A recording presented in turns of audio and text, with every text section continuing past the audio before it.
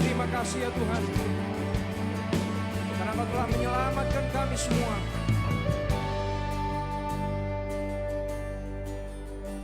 Satu Injil gereja bersatu, jalan bersamanya. Roh Kudus bawa kita maju, tuntun kita pulang. Dalam mulianya ku serukan cerita agung penebusannya. Puji Raja dan Juru Selamat, dalam hidup Kristus aku teguh. Dalam mulianya ku serukan cerita agung penebusannya. Puji Raja dan Juru Selamat, dalam hidup Kristus aku teguh. Dalam hidup Kristus aku teguh. Dalam hidup Kristus aku.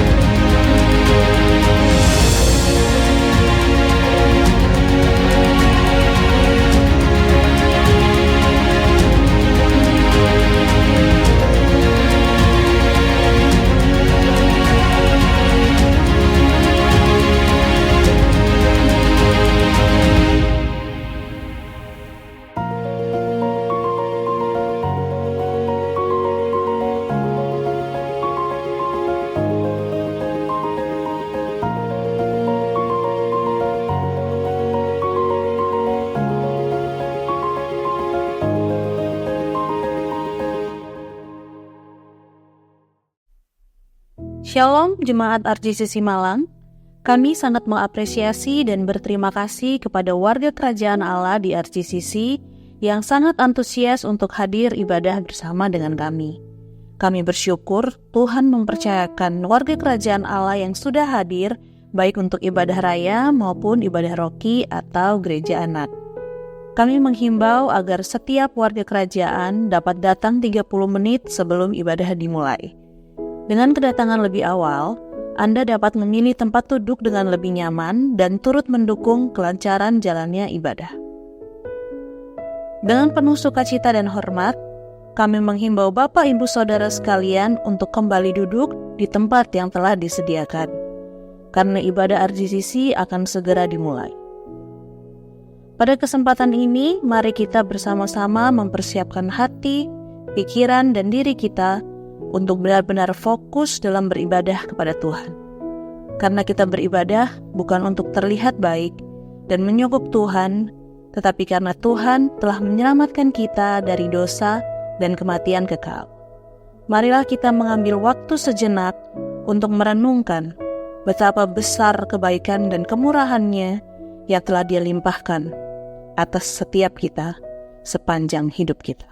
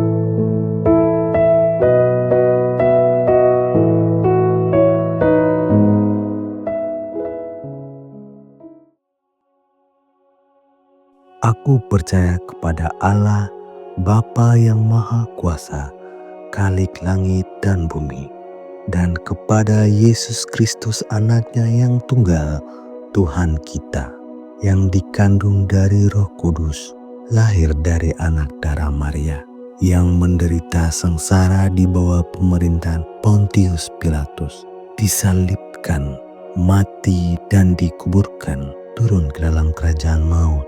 Pada hari yang ketiga, bangkit pula dari antara orang mati, naik ke surga, duduk di sebelah kanan Allah, Bapa yang Maha Kuasa. Dan dari sana Ia akan datang untuk menghakimi orang yang hidup dan yang mati. Aku percaya kepada Roh Kudus, gereja yang kudus dan am, persekutuan orang kudus, pengampunan dosa, kebangkitan tubuh, dan hidup yang kekal. Amin. Amin. Shalom RGCC. Sekali lagi Shalom RGCC. Woi, puji nama Tuhan. Kami mengundang Bapak Ibu Jemaat, semua anak-anak, mari kita bangkit berdiri. Kita mau membaca beberapa ayat dari Mazmur 24 ayat 1 sampai 6. Kita baca bersama-sama ya. 1, 2, 3. Mazmur Daud.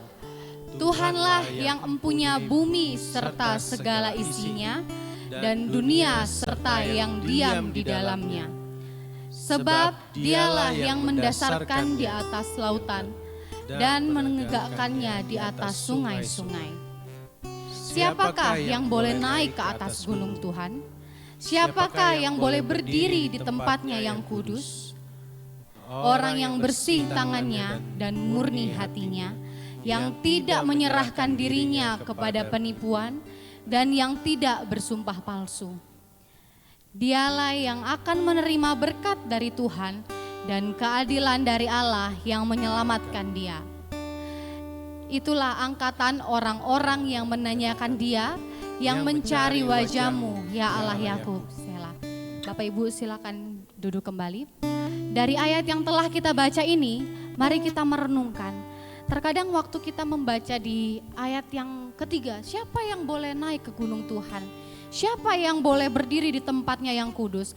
Kadang kita merasa jadi, oh aku itu, saya ini boleh berdiri di hadapan Tuhan, menikmati keindahan Tuhan, kemuliaan Tuhan dan sebagainya. Karena nanti di ayat yang kelima, oh aku dapat berkat. Jadi saat kita beribadah, kita menghadap Tuhan, kita mendapatkan berkat. Nah tapi waktu kita mendengar Injil, kita belajar kembali tentang Injil dan Injil mengkalibrasi hati kita, ternyata gunung Tuhan yang dimaksud ini adalah di mana tempat Tuhan itu bersemayam di sana. Dan faktanya kita ini adalah orang-orang yang berdosa. Kita tidak pantas untuk naik ke gunung Tuhan. Kita tidak pantas untuk terhubung kembali pada Tuhan. Gak ada sesuatu hal yang baik dalam diri kita. Pengabdian kita seperti sekarang kita beribadah. Itu bukan sesuatu hal yang dapat membuat Tuhan menjadi terpana terhadap kita. Tuhan tidak jatuh cinta saat kita beribadah kepadanya. Dan Tuhan tidak memberkati kita hanya karena kita datang beribadah dan berbuat baik. Tapi apalagi di ayat 4 dibilang hanya orang yang bersih tangannya, yang tidak melakukan kejahatan dan murni hatinya yang dapat menghadap Allah di Sion. Faktanya kita tidak. Hati kita rusak karena dosa. Tetapi Bapak Ibu Saudara, syukur kepada Allah Tritunggal kita yang telah menyelamatkan kita. Dia telah memberikan anaknya Yesus Kristus yang tunggal itu untuk menebus dosa kita. Dia adalah satu-satunya pribadi di dunia ini yang bersih tangannya, tidak berbuat jahat, yang murni hatinya, yang telah mewakili kita di hadapan Bapa, sehingga pengabdian kita, ibadah kita itu boleh berkenan di hadapan Bapa.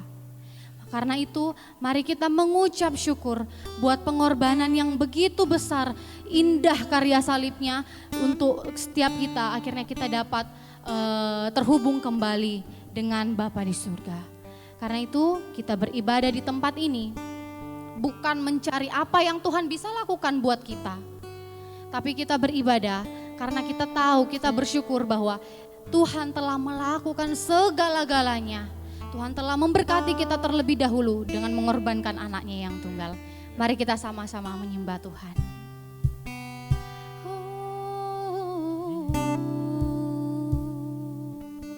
Terima kasih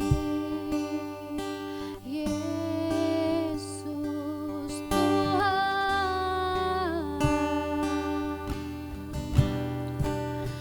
buat kasih-Mu,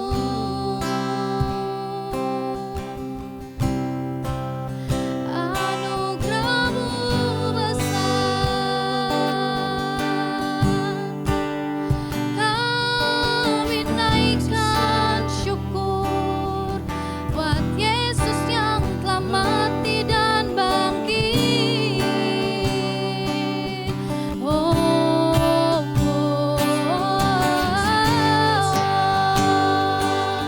Haleluya. Kami naikkan syukur buat Kristus Yesus, buat karya salibnya yang menyelamatkan kami dari dosa.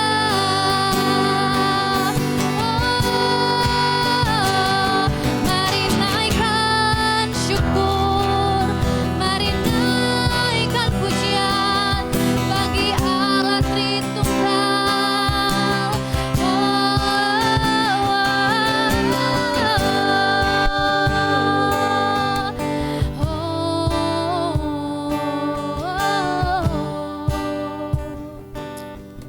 Terima kasih Tuhan Yesus, sebab Engkau telah mencari kami yang terhilang. Kami tidak dapat menemukan Engkau dengan usaha kami Tuhan. Tapi syukur kepada Allah yang turun ke dunia mencari kami yang berdosa ini. Dan kami tidak bisa lari kemana-mana karena Engkau telah mendapatkan setiap kami. Thank you Lord.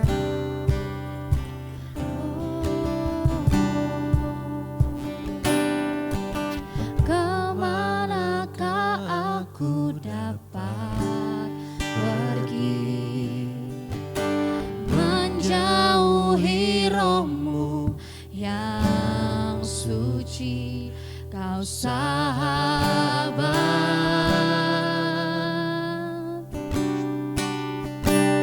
dan Kau dekat. Bahkan seluruh pengabdian setiap kami Tuhan, bahkan seluruh pengabdianku tak bisa membalas kesetiaan-Mu, sungguh mulia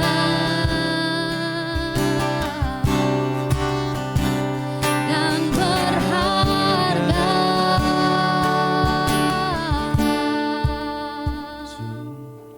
Besar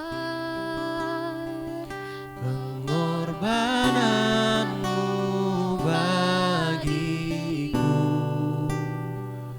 terlalu dalam untuk dimengerti. Sungguh besar,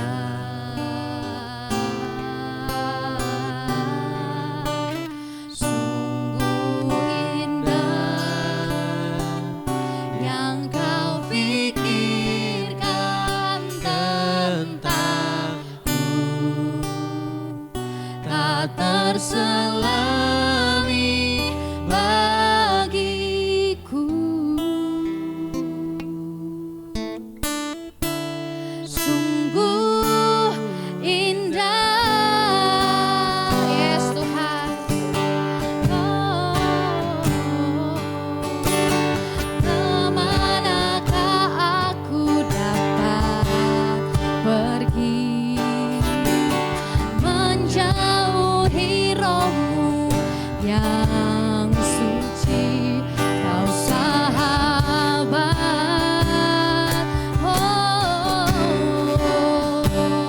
dan Kau dekat.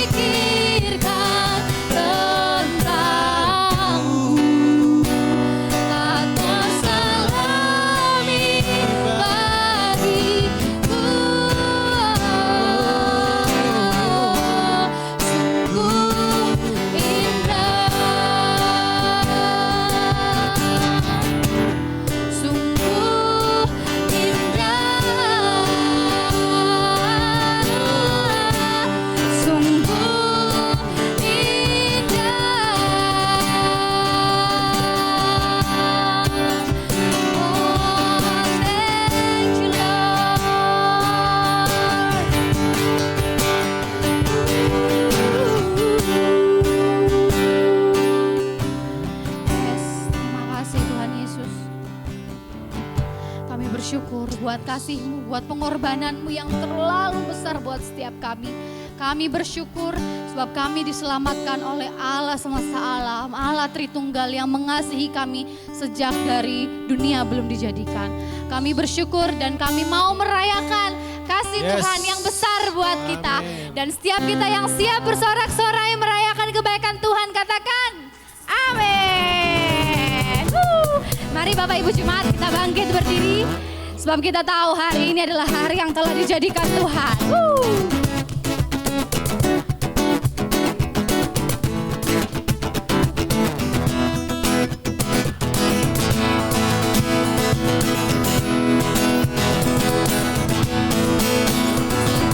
Hari ini harinya Tuhan, harinya Tuhan. Mari kita bersukaria, bersukaria. Hari ini harinya Tuhan. Mari kita bersukaria. Hari ini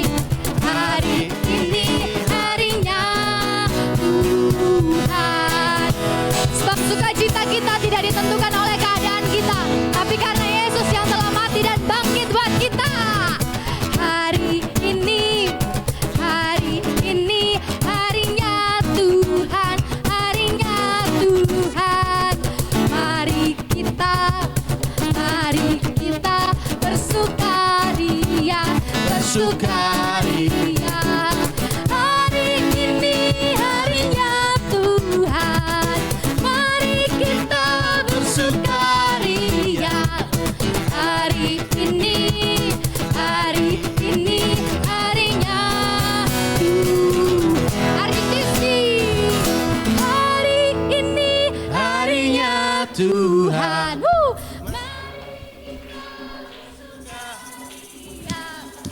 Hari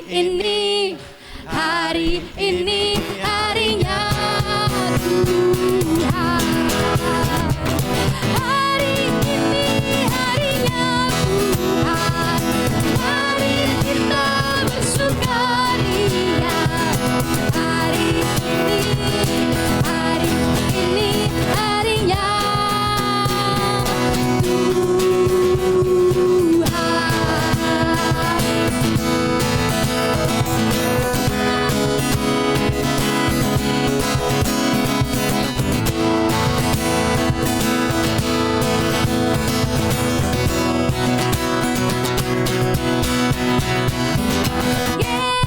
Yesus, kaulah sahabatku.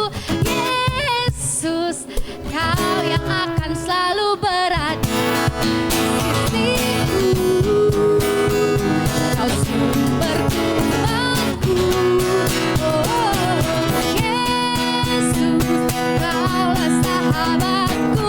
Yesus, kau yang tak pernah jemu-jemu di sisiku. Kau sumber kuatku. Oh, Yesus, kaulah sahabatku. Kau yang akan selalu berada di sisiku. Kau sumber kuatku. Oh, Yesus, kaulah sahabatku. Yesus, kau yang tak pernah jemu-jemu di sisiku. Kau sumber kuatku. Sekali lagi, Yesus, kaulah sahabatku. Yesus, kau yang akan selalu berada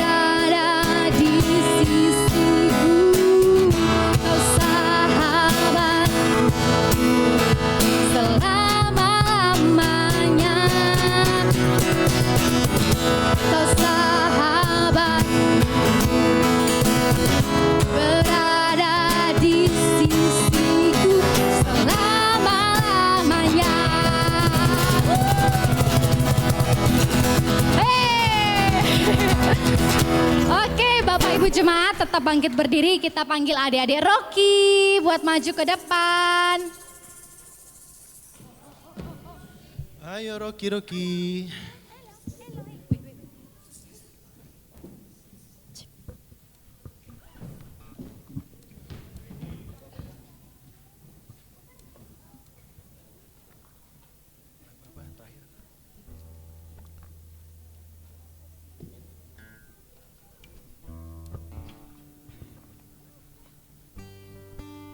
Oke, mari kita berdoa memberkati anak-anak Rocky yang ada di depan.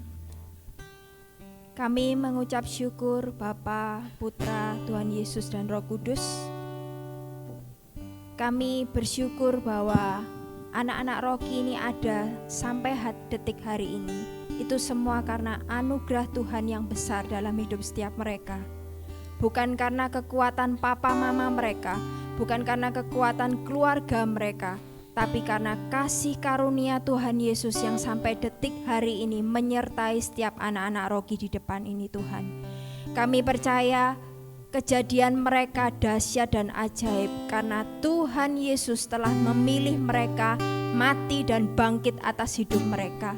Dan sampai hari ini melalui Roh Kudus Engkau menyertai mereka, Engkau tidak pernah meninggalkan mereka sedetik pun Tuhan. Kami percaya mereka boleh bertumbuh dalam kasih karunia-Mu, mereka boleh mengenal siapa Yesus yang telah mati dan bangkit atas hidup mereka.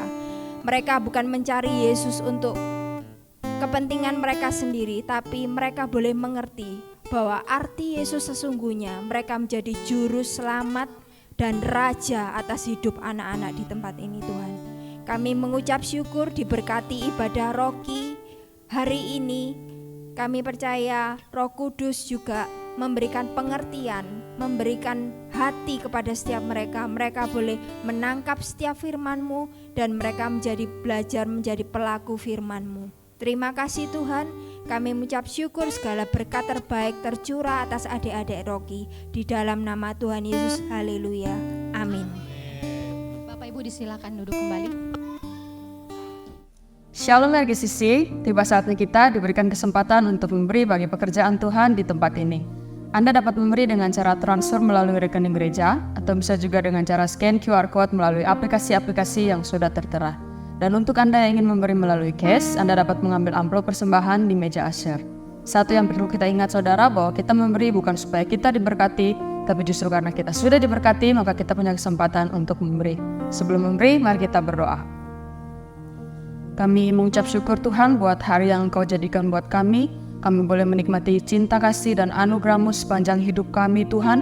Dan oleh karena pengorbanan-Mu di kayu salib, kami boleh menikmati berkat yang luar biasa, berkat yang besar Tuhan yang sudah kami terima Tuhan.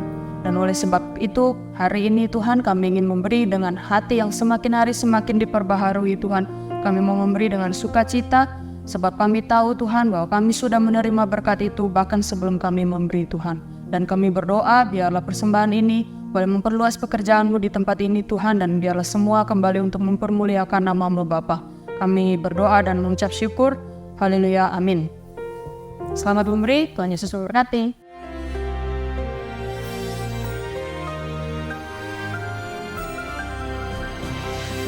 Shalom warga kerajaan. Di dalam firman Tuhan tercatat dalam Kejadian pasal 25, ada kebodohan yang dilakukan oleh Abraham, the folly of Abraham. Dia menikah lagi dengan Keturah dan punya 6 orang putra. Salah satunya menjadi musuh besar Israel, yaitu bangsa Midian. Kita melihat bagaimana Midian merampok semua hasil panen Israel. Tuhan bangkitkan Gideon dan Midian dihancurkan. Tetapi saya usia 74 tahun ini, dan saya tidak mau berbuat kebodohan seperti itu. Akhirnya dia juga meninggal. Tapi dia meninggalkan masalah ya. Baru ayat ke-9, dan putra-putranya. Ini sebut putra cuma 2. Sebab Keturah ini tidak lebih pada gundik. Tetapi Ismail juga, ibunya Hagar itu adalah female slave. Ataupun budak perempuan. Di hadapan Tuhan putranya cuma 1. Tapi di sini putra-putranya Ishak dan Ismail menguburkan dia di Gua Makpela di Padang Efron. Dan kita melihat di sini itu pertama kalinya tercatat Ishak ketemu dengan Ismail. Tidak pernah terjadi rekonsiliasi dan saudara lihat apa yang terjadi sekarang. Saudara lihat apa yang terjadi sekarang antara Israel dan Arab. Saudara lihat itu. Bahkan saudaraku keturunan daripada Esau karena dia menikah dengan Mahalat. Kakak daripada adik daripada Nebayot. Dan itu menurunkan juga sebagian bangsa Arab yang ada sekarang. Karena itu saudara, kita lihat kesalahan yang dilakukan orang tua bisa beribu-ribu tahun masalahnya. Abraham was 2000 years sebelum Tuhan Yesus. Sampai sekarang masih timbul masalah saudara. Deeper daripada politik, daripada apapun, bukan soal agama, lebih dalam dari itu. Karena itu saya berdoa supaya setiap yang saudara mengerti, jangan mulai pertengkaran. Pertengkaran itu seperti membuka jalan air. Hari-hari ini Bekasi sedang direndam, ya saudaraku, karena pintu air dibuka. Cuma bocor aja, New Orleans terbakar. Karena itu dalam keluarga kita jangan ada pertengkaran yang kecil sekalipun. Tetap jaga kerukunan, tetap jaga harmoni. Sebab di mana ada harmoni, pasti ada berkat. Ingat apa yang saya ajarkan? Pertama harmoni. Yang kedua terjadi victory, victorious dan glorious. Kalau semua hidup berkemenangan dan penuh kemuliaan. Jaga harmoni at any cost. Karena itu saya ucapkan shalom buat kalian semua. Dan ini menyedihkan. Ismail ini bermasalahkan apa? Fatherless. Usia 13 dia disunat, lalu kemudian dia diusir. Anak-anak dari keturah juga diusir, dikatakan ke daerah timur. Dan mereka sakit hati. Yang dapat warisan sepenuhnya cuma Ishak. Tetapi itu memang disebutkan oleh Tuhan. Seperti Sarah itu adalah Bukit Sion. Tetapi saudaraku, bagaimana Hagar itu adalah seperti saudaraku di mana di padang Arabia dan tidak diakui sebagai keturunan yang asli. Karena itu jangan ada pertengkaran di tengah keluarga, efeknya terlalu jauh. Sangat menyedihkan, satu bapak lain ibu ketemunya di kuburan. Jangan pernah terjadi seperti itu. God bless you. Usahakan rekonsiliasi at any cost. God bless you. Amin. Wah, rekonsiliasi yang sempurna telah dilakukan oleh Yesus Kristus terhadap kita dengan Bapa.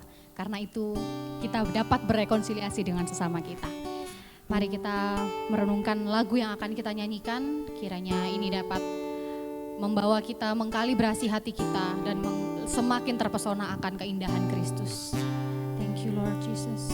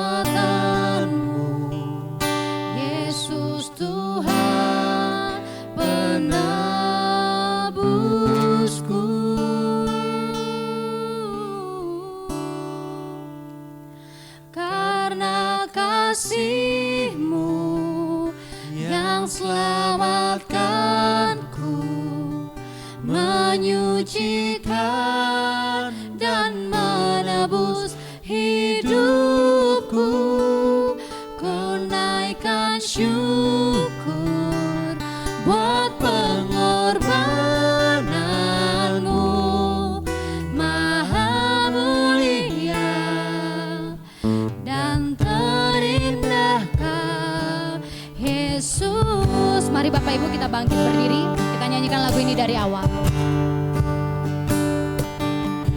Besar mulia kasih-Mu,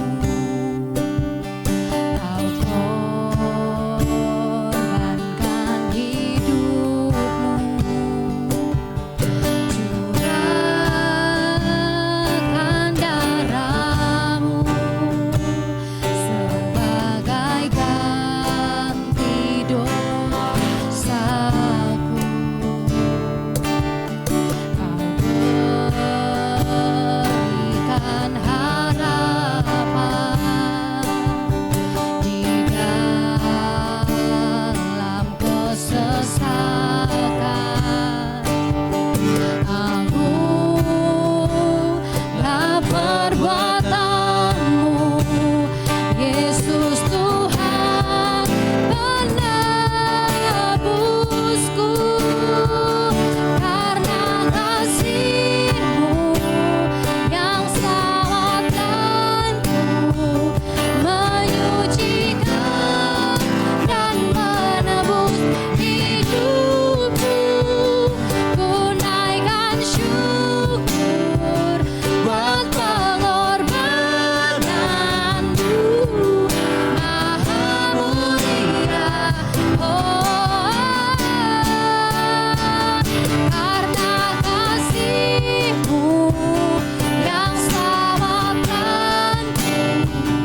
yang selamatkanku, menyucikan dan menebus hidupku. Ku naikkan syukur buat pengorbanan-Mu, Maha mulia dan terindah Yesus.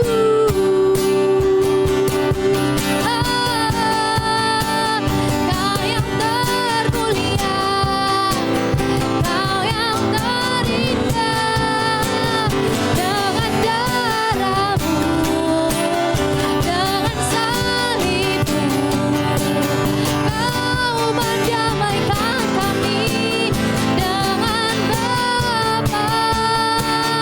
Kami naikkan syukur, kami naikkan syukur.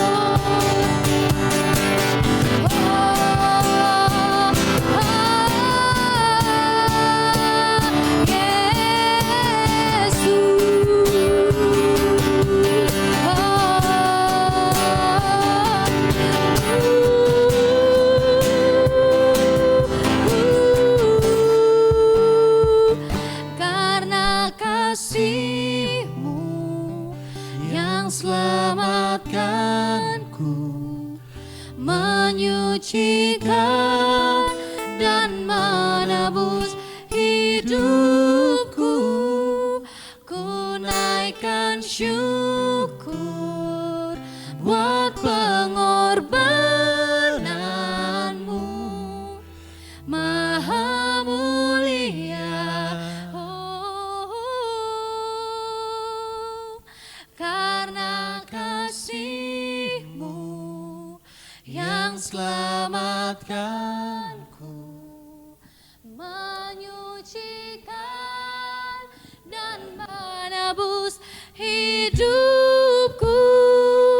Ku naikkan syukur buat pengorbanan-Mu, Maha mulia. Karena kasih-Mu yang selamatkanku, menyucikan dan menebus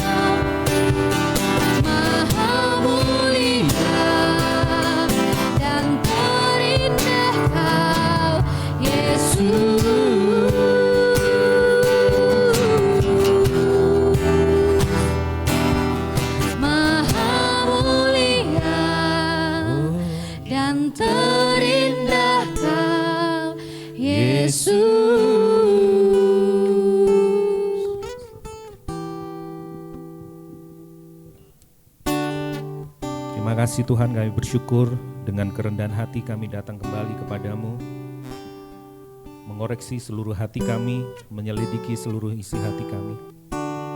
Apa yang sudah kami lakukan sepanjang minggu ini, biarlah melalui ibadah ini, kami kembali datang dengan kerendahan hati kami, dengan takut akan Engkau.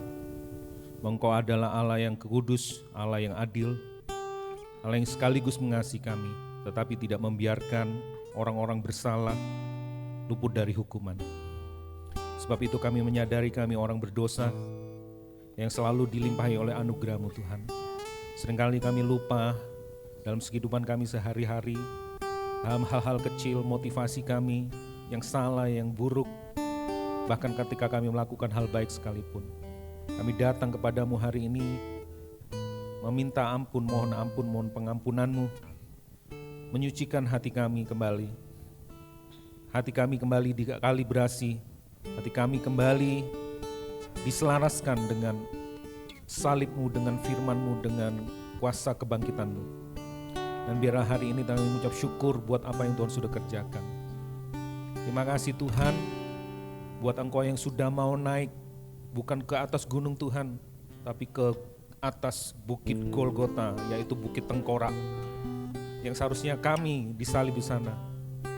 Tetapi justru Engkau yang seharusnya berada di gunung Allah karena Engkau sempurna, justru Engkau ada di gunung tengkorak menggantikan kami. Terima kasih, kami bersyukur. Oleh karena itu dosa-dosa kami telah ditimpakan kepadamu. Engkau menerima hukuman yang seharusnya kami terima, tapi kami justru menerima berkat-Mu. Kau mengubah kutuk menjadi berkat atas kehidupan kami. Kami diterima menjadi anak-anak-Mu. Terima kasih, kami bersyukur Tuhan, sehingga kami bisa layak berdiri di atas gunung Tuhan. Kami yang perbuatan tangan kami kotor, hati kami yang kotor, yang selalu bersumpah palsu, selalu mengatakan hal-hal yang bohong, yang tidak benar, separuh kebenaran. Tapi di sini kami berdiri di atas gunung-Mu Tuhan, di hadapan Tuhan, di hadapan Allah Bapa, bukan karena kami, tetapi karena Kristus yang ada di dalam diri kami, yang telah melayakkan kami. Sebab itu kami bersyukur Tuhan, Engkau telah menyucikan tangan, hati, dan perkataan kami.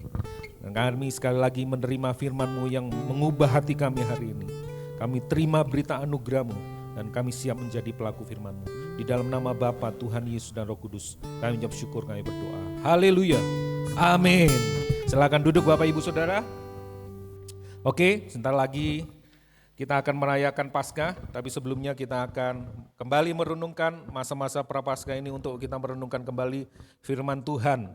Kita ada mini seri tentang khotbah untuk Prapaskah ini. Mini serinya adalah One Cross Seven Word.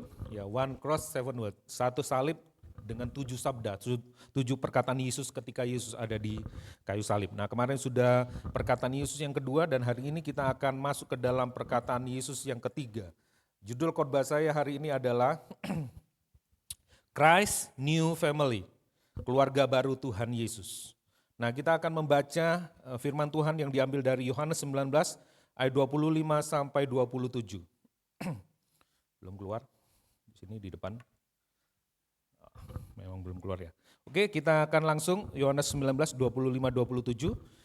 Ayatnya pendek, supaya lebih aktif lagi saya undang Bapak Ibu Saudara bangkit berdiri untuk membacakan firman Tuhan. Ya, harus ada psikomotorisnya juga ya, bergerak ya. Ya, bangkit berdiri. Oke, kita akan baca bersama-sama yang di layar ini terjemahan bahasa Indonesia versi 2. Kita baca yang ada di layar aja ya. Yohanes 19 25 sampai 27. 1 2 3. Dekat salib Yesus berdiri ibunya dan saudara ibunya, Maria istri Klopas dan Maria Magdalena. Ketika Yesus melihat ibunya dan murid yang dikasihinya di sampingnya, berkatalah ia kepadanya, "Ibu, inilah anakmu." Kemudian katanya kepada muridnya, "Inilah ibumu." Sejak saat itu murid itu menerima dia di dalam rumahnya. Demikian firman Tuhan. Berbahagialah mereka yang percaya, membaca, merenungkan, menyimpan dalam hati dan melakukannya. Silakan duduk Bapak Ibu Saudara. Terima kasih.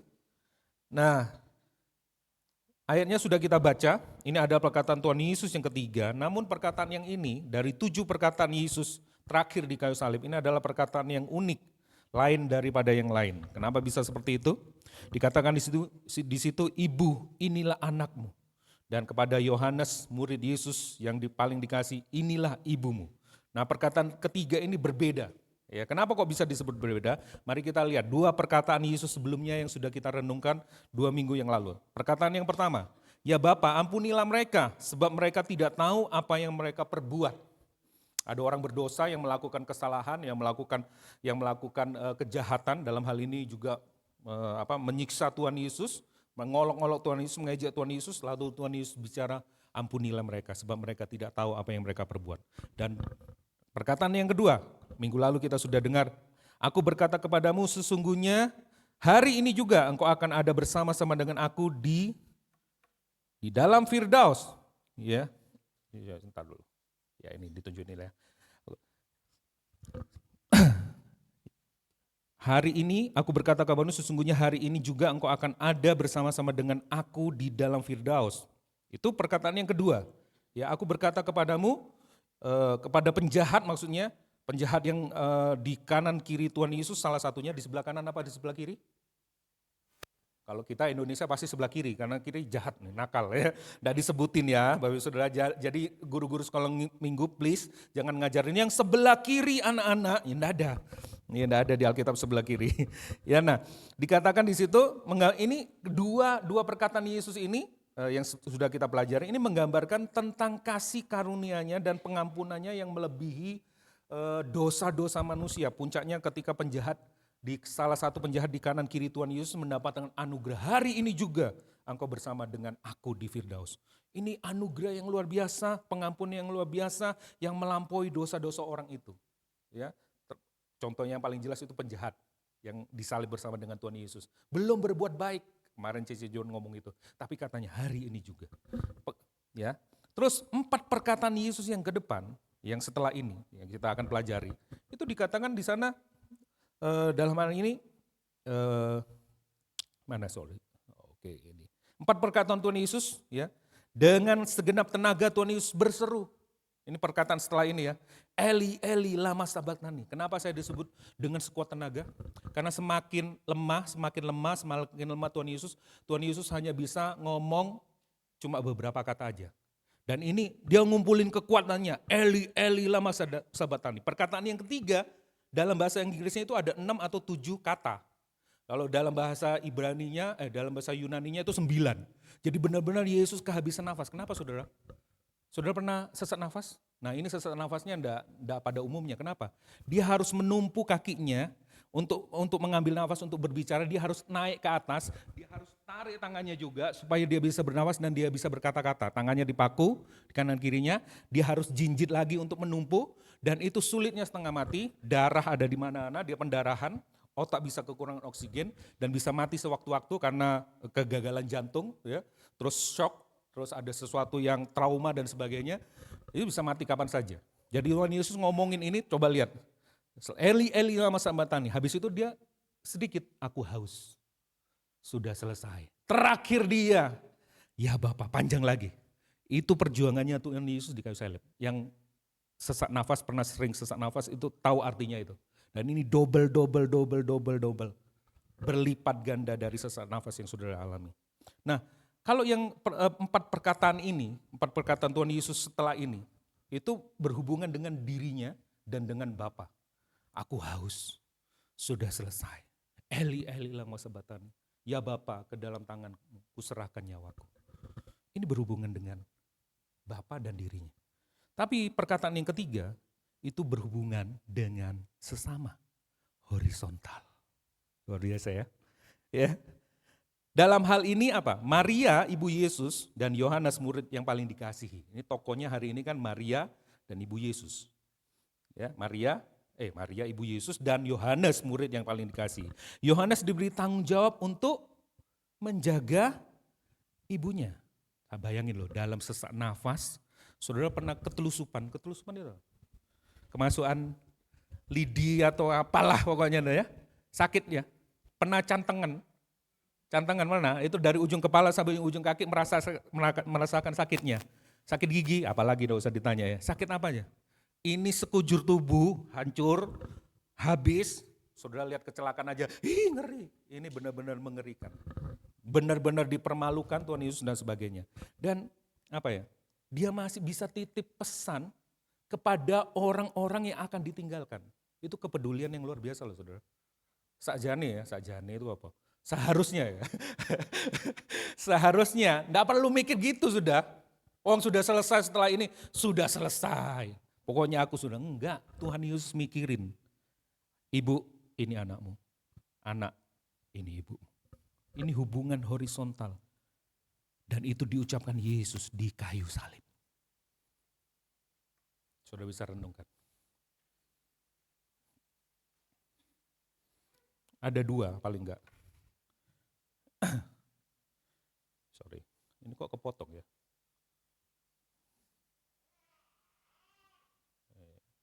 Ini salah susunan.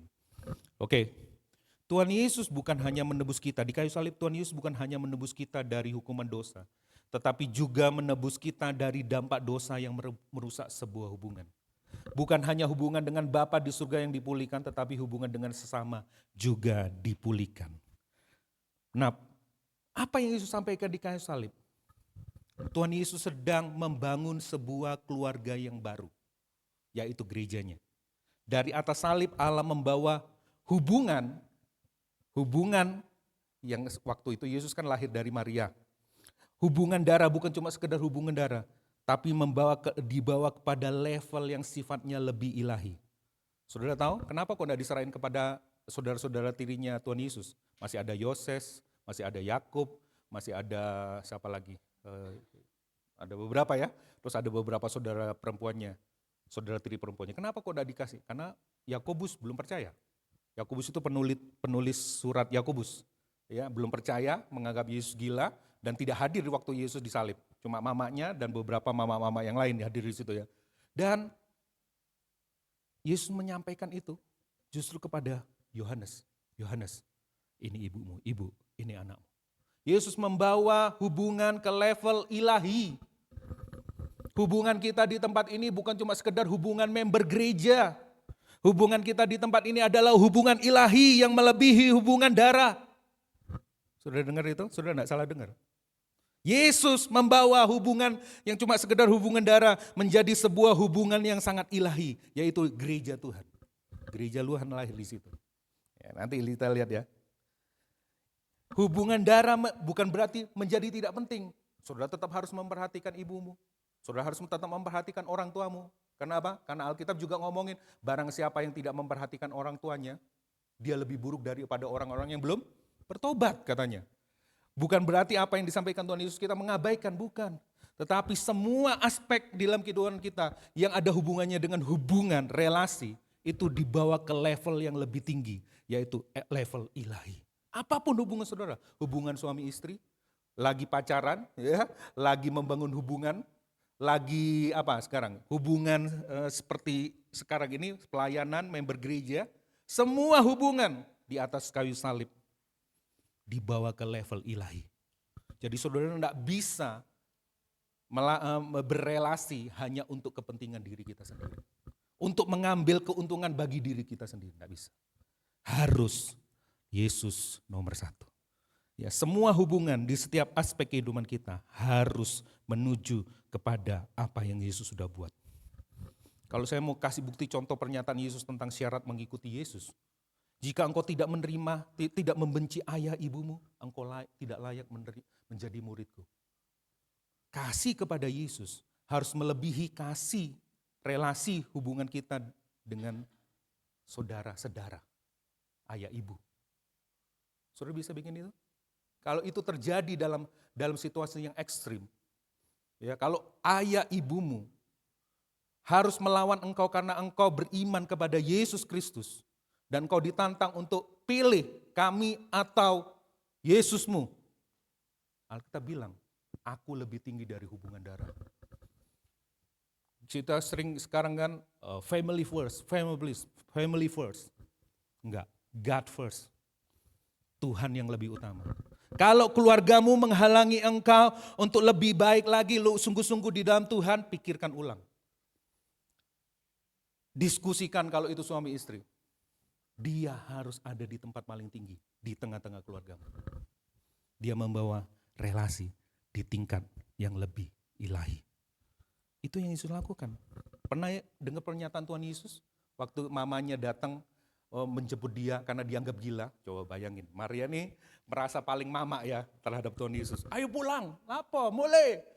Yesus ngomong, murid-murid yang ada di sekitarnya ngomong gini kan, itu mama dan saudara-saudaramu ada di luar. Ya, Yesus ngomong yang dari dalam, siapa ibuku? Siapa murid-muridku? Kayaknya kurang ajar ya. Siapa ibuku? Siapa murid-muridku? Mereka yang mendengar firman Tuhan dan melakukan. Mereka adalah ibuku, mereka adalah saudaraku. Sangat ekstrim saudara. Di tengah-tengah masyarakat yang sangat menghormati keluarga. Yesus justru membawa suatu budaya yang baru. Aku harus lebih utama dari keluargamu, suamimu, istrimu, anakmu. Dari apapun hubungan yang bisa engkau sebut. Itu Yesus yang asli yang saudara kenal. Kalau Yesus yang palsu enggak kayak gitu mungkin. Yesus yang asli dia menuntut. Aku harus jadi tempat nomor satu. Bukan nomor satu, satu-satunya. Di keluargamu, dalam pacaranmu, dalam apa saja. Dalam hubungan pelayanan. Yesus membawa pelayanan, Yesus membawa hubungan ke tingkat yang lebih tinggi. Ya, ada dua. Pertama kepedulian dan tanggung jawab. Mari kita bersama-sama lihat yang pertama. Ya, sorry. Sebelumnya kita baca yang ini dulu ya. Yohanes 19 supaya kita ngerti urutannya. Ada beberapa yang menarik di sini. Yohanes 19 ayat 23-24. Sesudah prajurit-prajurit itu menyalibkan Yesus, mereka mengambil pakaiannya lalu membaginya menjadi 4 bagian. Untuk setiap tiap-tiap prajurit satu bagian dan jubahnya juga mereka ambil. Jubah itu tidak ada jahitannya, keren ini ya, ditenun dari atas ke bawah. Karena itu mereka berkata kepada yang lain, janganlah kita membaginya menjadi beberapa potong, tetapi baiklah kita membuang undi untuk menentukan siapa yang mendapatnya. Demikianlah hendaknya supaya digenapi yang ada tertulis dalam kitab suci. Mereka membagi-bagi pakaian di antara mereka dan mereka membuang undi di atas jubahnya. Di ayat sebelumnya ada peristiwa yang dimana dengan hikmat Roh Kudus, Yohanes murid Yesus ini mengontraskan dengan apa yang terjadi di dekat salib itu juga. Ya, ada 4 perwira di situ. Romawi dan ada 4 wanita plus 1 laki-laki di situ ya. Ada 4 wanita. Ini kan penulisan yang luar biasa sih kalau dipelajari. Ada 4 Romawi yang memperebutkan pakaian Tuhan Yesus, jubah Tuhan Yesus, dan ada 4 wanita yang sangat peduli dengan Tuhan Yesus yang setia menunggu di situ. Nah, nanti saya ceritakan ya. Nah, perhatikan peran wanita di tengah budaya yang patriarki waktu zaman itu. Patriarki itu apa? Sistem sosial di mana laki-laki mendominasi struktur kekuasaan atau otoritas. Jadi laki-laki yang paling utama pada masa itu. Justru di mana budaya itu yang mengunggulkan laki-laki. Justru Injil menulis saksi mata salib Tuhan Yesus bahkan kebangkitan Tuhan Yesus itu apa? Siapa? Katakan yang wanita suaranya. Wanita. Kenapa? Yesus hendak berkonfrontasi dengan budaya setempat, budaya pada waktu itu yang merendahkan wanita. Kekristenan tidak pernah merendahkan wanita. Kekristenan mengangkat harkat wanita, harkat martabat wanita ke tempat yang lebih tinggi. Salib Kristus itu menjadi saksinya. Yang ada di situ wanita, tidak ada satupun pria. Yang pria di mana? Lari. Bahkan ada yang lari dengan telanjang karena saking takutnya. Ya, memang sih kalau kita kena flu pria paling lemah sih. Aduh. Coba wanita kalau kena flu masih kerja sana gini. Aduh makroin. Itu katanya Ben apa ya? Laki-laki itu jatuhnya cuma karena flu lah, sakit katanya Benaya. Nah, terus di dalam kekristenan tidak ada diskriminasi gender, termasuk di RGCC ini tidak ada diskriminasi gender. Kehadiran para wanita menekankan bahwa pengalaman spiritual dan kesaksian iman melibatkan seluruh gender. Cuma 2 ya, nggak boleh ada yang lain, pria dan wanita. Pria tidak lebih unggul dari wanita. Wanita bukan minoritas, wanita ditaruh di tempat yang luar biasa di gereja Tuhan dalam rencananya. Ini keterlibatan wanita dalam momen krusial, dalam penyalipan, ditunjukkan di kitab Injil ini. Seharusnya kalau pada zaman itu patriarki, budaya patriarki yang lebih menonjol, seharusnya yang jadi saksi-saksi seharusnya apa? Pria-pria dong, supaya apa? Ceritanya jauh lebih meyakinkan. Kenapa? Karena kesaksian satu orang wanita itu tidak dianggap. Diremehkan. Nah justru Injil mencatat saksi-saksi mata penyalipan Yesus dan kebangkitan Tuhan Yesus justru wanita.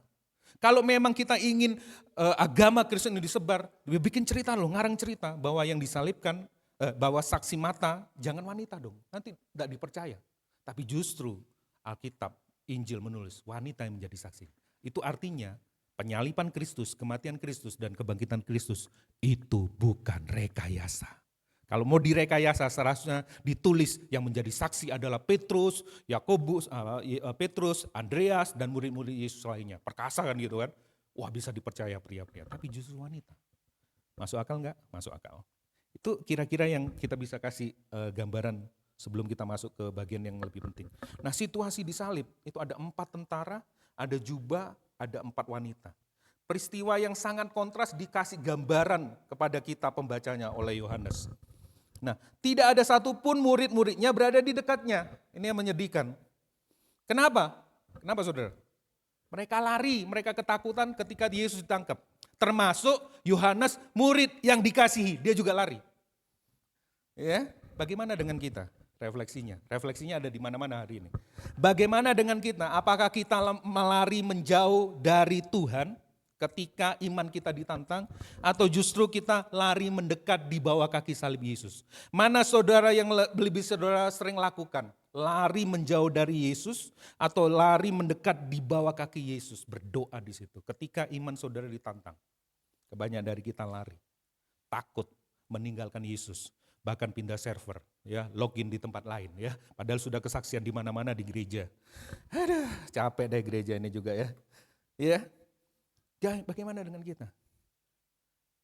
Ada 4 wanita di bawah kaki Yesus, salib Yesus, dan 1 pria, yaitu Yohanes. Yohanes akhirnya balik. Dan ketika disalib Yesus udah ngomong, ngapain kamu balik? Enggak kan? Dia justru dikasih tanggung jawab orang yang baru saja lari, takut, dan kembali. Dia tidak disalahkan, justru kasih tanggung jawab. Yohanes, ini ibumu. Itu luar biasa loh saudara. Ada 4 wanita yang datang. Mereka dekat kaki salib Tuhan Yesus. Nama pertama Maria, ada beberapa Maria, ibu Yesus. Dan saudaranya, saudara Maria, siapa namanya? Salome. Ya. Maria istri Klopas dan Maria Magdalena. Nah mereka ini dapat mendekat karena apa? Kok bisa disuruh mendekat? Kok bisa mendekat di bawah salib Yesus? Karena wanita pada waktu itu tidak dianggap berbahaya. Jadi oke lah wanita bukan ancaman. Ya. Nah Yohanes sebenarnya termasuk yang lari tadi, tapi dia kembali dengan kesadarannya, anugerah juga, bukan karena dia pinter, ya, dia kembali dan dia ada di detik-detik terakhir gurunya. Bagaimana dengan kita? Sadarkah kita jika sampai hari ini, kalau kita masih setia, berapa kali kita meninggalkan Tuhan dan akhirnya kembali seperti Yohanes? Itu bukan saudara hebat, itu karena Roh Kudus, anugerah Tuhan yang ada dalam saudara yang membuat saudara kembali. Yohanes gak hebat, dia dapat anugerah. Dia datang kembali ke salib itu. Dan menerima satu tugas. Kalau saudara kembali cuma kembali tok. Enggak, ada tugas. Kalau saudara hari ini dibawa Tuhan pulang, dibawa Tuhan kembali. Itu pasti ada misi, ada tugas yang saudara akan percayakan kepada saudara. Ya. Nah kalau saudara lihat nih peristiwa ini, ada 4 tentara asing di situ. Tentara Romawi ya. Nah peristiwa ini menggambarkan bahwa kejadian di salib itu bukan kejadian yang random. Tapi ini merupakan sebuah kejadian yang sudah direncanakan, ditetapkan, dikekekalan, dan nubuatan dari Mazmur yang disampaikan oleh Daud terjadi pada waktu ini. Mazmur 22 ayat 19. Ya peristiwa ini adalah penggenapan dari nubuatan yang ada di Mazmur ini. Ya, menunjukkan bahwa Yesus adalah Mesias yang dijanjikan. Yohanes mencatat itu dengan detail. Ini dia gambarannya dari Mazmur 22 ayat 19. Bukankah kebetulan? Tidak kebetulan. Ini bukan kebetulan. Allah tidak pernah bertindak secara random. Allah memiliki rencana keselamatan sejak dari mulanya. Dia berinisiatif, dia merencanakannya, dan itu terjadi. Apakah kita bersyukur dalam rencana Allah yang luar biasa? Kalau kita diselamatkan, kita didampingi sampai hari ini, bahkan sampai nanti kita menolak keselamatan itu secara sempurna. Itu sudah dirancangkan oleh Allah. Ya, Mazmur 12 ayat 19. Mereka membagi-bagi pakaianku di antara mereka dan mereka membuang undi atas jubahku. Ini gambaran tentang jubah Yesus. Ya, itu gambaran tentang jubah Yesus. Pakaiannya dibagi-bagi 4. Itu bagian pakaian dalamnya itu ya. Terus jubahnya nggak bisa dibagi-bagi karena kalau dibagi-bagi percuma. Jangan dong, ini mahal. Jangan dibagi-bagi, kita undi aja. Nubuatannya terjadi ya. Jubah Yesus tidak berjahit dianggap sebagai simbol kemuliaan dan keutuhan. Meskipun Yesus mengalami penderitaan dan penghinaan di kayu salib, kemuliaan dan kedaulatannya tetap utuh loh saudara. Tentara Romawi itu tidak bisa ngambil jubah ini sembarangan loh. Dia harus melakukan itu sesuai dengan apa yang sudah dinubuatkan. Ya, jubah yang tidak disobek mencerminkan ketidakmampuan manusia untuk menghancurkan atau merusak rencana keselamatan Allah. Allah yang berdaulat. Apakah kita masih mempercayai Tuhan ketika kita mengalami penderitaan, penghinaan, apapun yang menantang iman kita? Bahwa rencana Allah dalam kehidupan kita, dalam cerita keselamatannya tidak mungkin gagal. Amin saudara. Bahwa ia pegang kendali. Kalau Tuhan izinkan sesuatu yang buruk, itu akan mendatangkan kebaikan bagi kita. Demi kemuliaan namanya. Ia pegang kendali. Bahkan orang yang dapat pakaian itu, kan diundi. Siapa yang menang? Tahu-tahu? Itu Tuhan juga tentukan. Jadi luar biasa, itu plot twistnya di situ. Waktu saya baca, orang yang mengundi itu aja Tuhan tahu yang menang ini nih. Tuhan tetapkan ini yang menang, dapat bajuku, dapat jubahku. Di area semua kehidupan kita tidak bisa lepas dari kedaulatannya Tuhan. Dalam keselamatan, dalam konteks keselamatan, Allah yang berinisiatif. Allah yang mendampingi, Allah yang menguatkan kita. Allah yang memastikan kita selamat sampai ujung. Amin. Itu pakaian jubah simbol keimaman. Sebagai lambang dari keimaman Yesus. Ya, dalam perjanjian lama imam besar juga menggunakan jubah yang tidak berjahit. Melambangkan Yesus sebagai imam besar yang mempersembahkan dirinya sendiri. Yesus itu imam besar mewakili umatnya sekaligus kurbannya. Sekaligus domba sembelihannya. Ya, itu luar biasa. Nah, apa yang bisa kita lihat dari koneksi Injil ini? Gambaran yang menuju kepada Injil.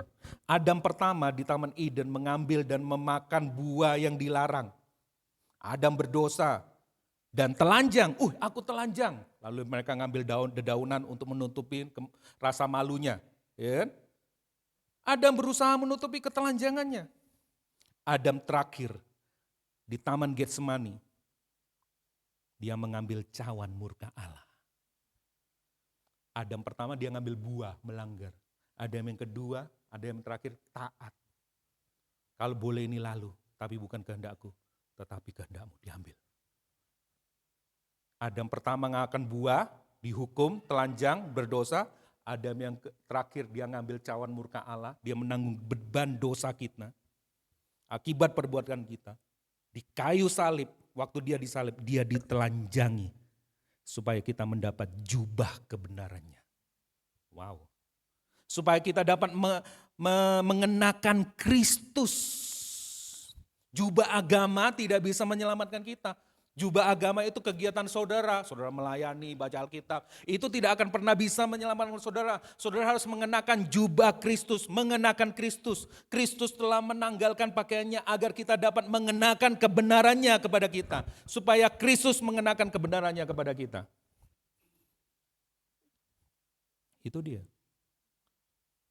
Galatia ngomong seperti itu. Karena kamu semua yang dibaptis dalam Kristus telah mengenakan Kristus. Lanjut. Kolose 3:9-10. Jangan lagi kamu saling mendustai. Jangan ada dusta di antara kita. Karena kamu telah menanggalkan manusia yang lama. Yang tidak menyelamatkan. Ya, jubah agamawi, jubah moralistik, jubah apalah. Ya, serta kelakuannya. Dan telah mengenakan manusia yang baru. Bukan sekali dua kali, yang terus menerus diperbaharui. Untuk apa? memperoleh pengetahuan yang benar menurut gambar kalibnya. Ini yang dilakukan Yesus di kayu salib. Ada gambaran yang kontras. Tentara Romawi sebagai perwakilan dunia, orang-orang yang tidak mengenal Tuhan tanpa sadar ikut serta dalam rencana Allah. Membunuh, menyiksa anak Allah, domba Allah yang suci. Mereka bertindak dengan cara penuh dosa. Tapi Allah masih tetap pegang kendali. Itu pun Allah berdaulat menyatakan rencananya melalui dosa mereka kan. Yesus disalib. Bahkan menggunakan tindakan manusia yang berdosa untuk menggenapi rencananya. Jubahnya dirobek, diundi untuk menggenapi apa yang sudah dibuatkan.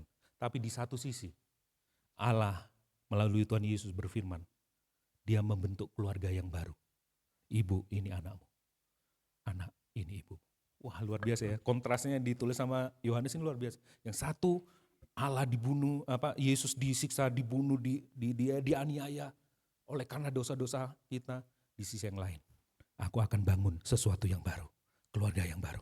Keluarga yang lama sudah selesai. Aku akan membangun keluarga yang baru. Yang melebihi dari cuma sekedar hubungan darah. Itu kan luar biasa. Nah, apa yang kita lihat hari ini? Yesus peduli, kepedulian Yesus dengan ibunya. Perkataan Tuhan Yesus yang ketiga ini menunjukkan kepeduliannya terhadap ibunya. Bukan cuma sekedar sebagai anak, tetapi sebagai Allah. Yesus menunjukkan di kayu salib dia bukan aku anakmu, ini bukan. Sekarang aku Allah. Ya, Allah yang sebentar lagi akan kembali kepada kemuliaan di mana aku pernah ada di situ. Dalam pendataan yang luar biasa, Tuhan Yesus menunjukkan perhatian dan hormat kepada ibunya. Dia mau kasih teladan kepada kita semua yang muda. Yang ada hari ini, orang tua, baik itu orang tua. Yesus mengucapkan sebuah kata yang berhubungan dengan hukum yang kelima. Apa itu? Hormatilah ayah ibu. Dia menggenapi itu satu hukum di 10 perintah Allah. Hormatilah ayah ibu. Aku melakukannya hari ini. Bagaimana dengan kita? Sekalipun kita sudah tua hari ini, sudah tua, lanjut usia. Oh ya, apa sih bahasanya?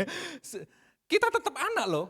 Kalau masih ada orang tua yang kita dipercayakan kepada kita, kita masih anak, tetap anak. Kadang-kadang orang tua kita tidak mengerti kita. Disalib, Yesus menunjukkan itu. Dia mendemonstrasikan itu. Kamu tidak mampu memang, tapi aku ini, aku bisa. Lihat aku. Kalau orang tuamu bencek, ya, apalagi kalau belum di dalam Tuhan, itu justru engkau harus minta di kaki salib Yesus. Tuhan berikan anugerah untuk seperti engkau itu.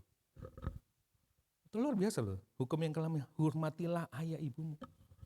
Yesus bertanggung jawab. Ya, dia tinggal.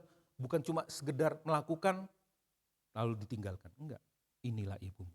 Itu ada peran muridnya diberi tanggung jawab. Dan ada kepedulian dari Tuhan Yesus. Bahwa ibu hari ini setelah aku nanti mati dan naik ke surga, engkau tidak pernah sendirian. Nah, apa sih implikasi teologisnya? Nah, perkataan Yesus yang ketiga ini mengajarkan bahwa dalam kekristenan hubungan ilahi harus membentuk setiap hubungan di dalam aspek kehidupan kita. Baik itu dalam keluarga, baik itu dalam pelayanan, baik dalam apa saja. Khususnya keluarga apalagi, ya kan? Karena itu di bawah janji Allah. Di bawah suami istri berjanji di hadapan Tuhan. Apalagi, ya, tentu itu yang dituntut. Kasih Yesus seharusnya melampaui batas-batas biologis. Makanya tidak ada rasialisme di RGCC. Nggak boleh ada itu di gereja Tuhan. Ya, batas-batas biologis dan mengundang kita mengasihi tanpa syarat. Coba lihat kanan kirinya.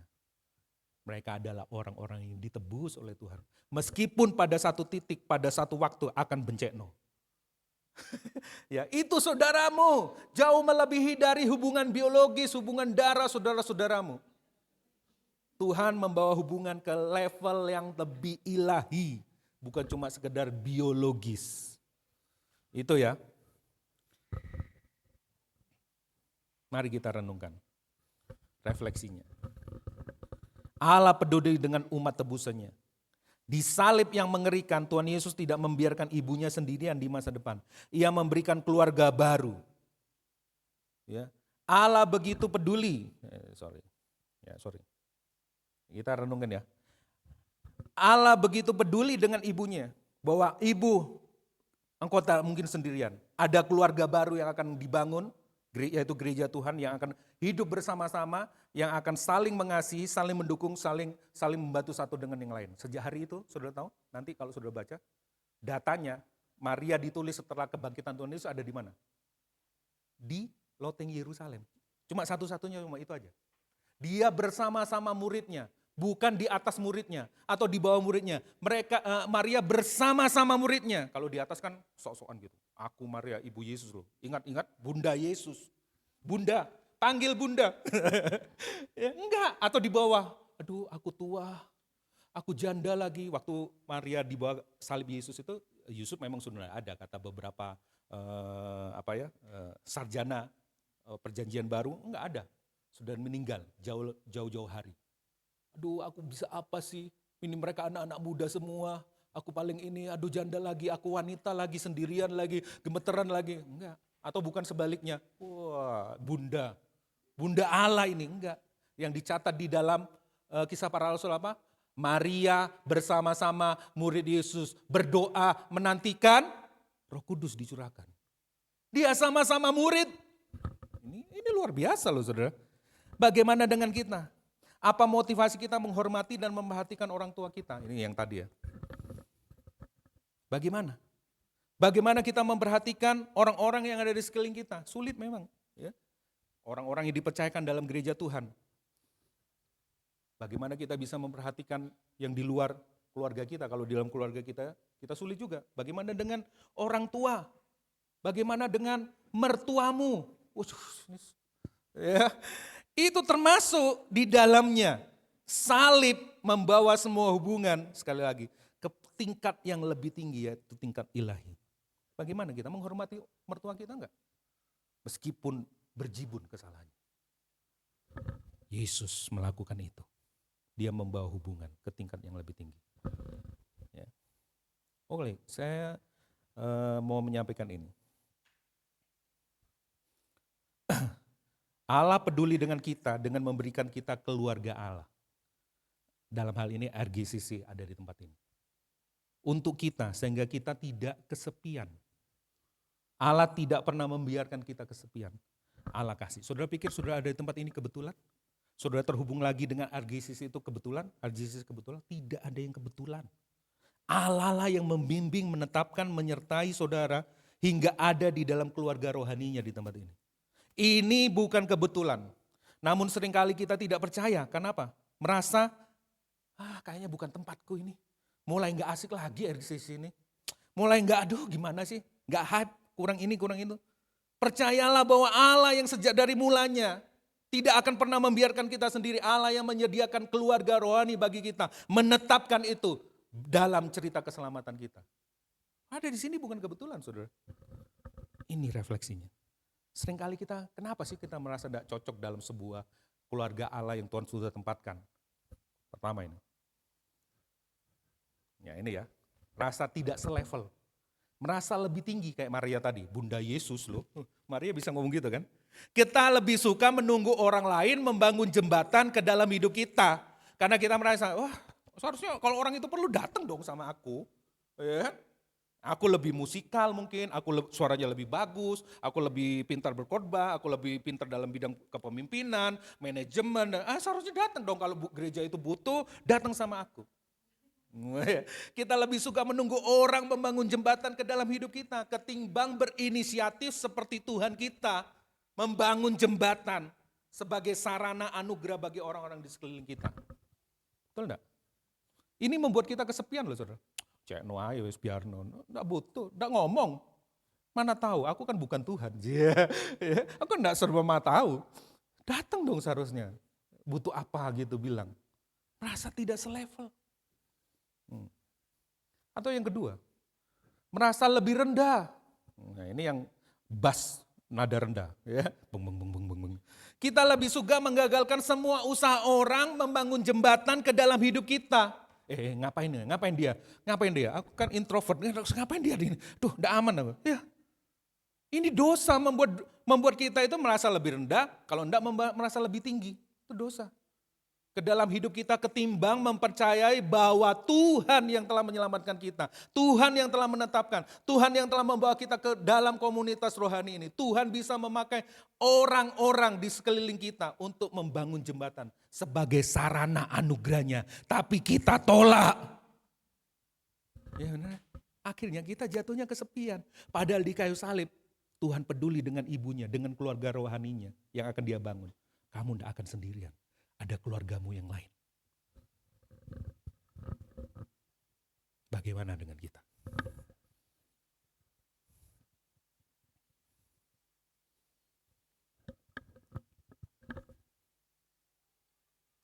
Mari kita renungkan.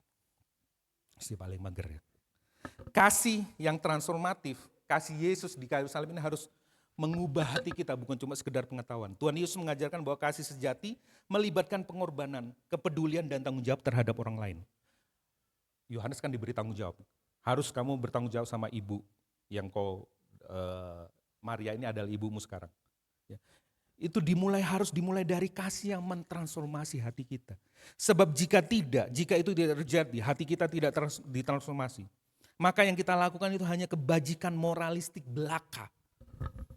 Apakah kasih Allah sudah mentransformasi hati kita?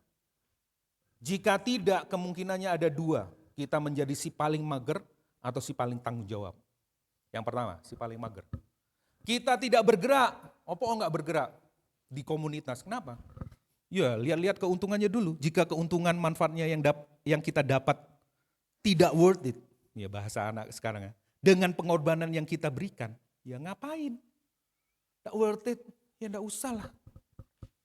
Dosa membuat hati kita seperti itu. Kenapa kita mager, kita tidak bergerak di dalam komunitas keluarga Allah yang Tuhan percayakan kepada kita dalam cerita keselamatannya? Karena diri kita sendiri masih banyak masalah.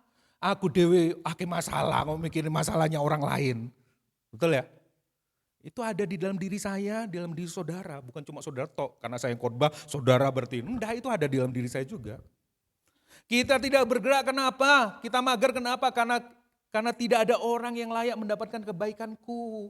Oh, ini sudah tingkat dewa. Menurut standarku, kamu aku mau bergerak asal kamu nurut sama aku.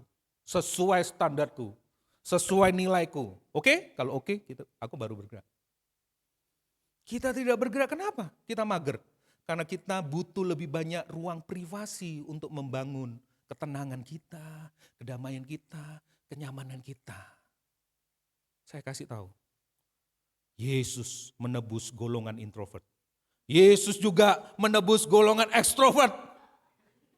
Jadi tidak bisa kita ngomong Allah yang sudah menebus semua itu. Baik ekstrovert, baik introvert untuk kemuliaan namanya. Iya, ini dosa membuat kita kayak gitu.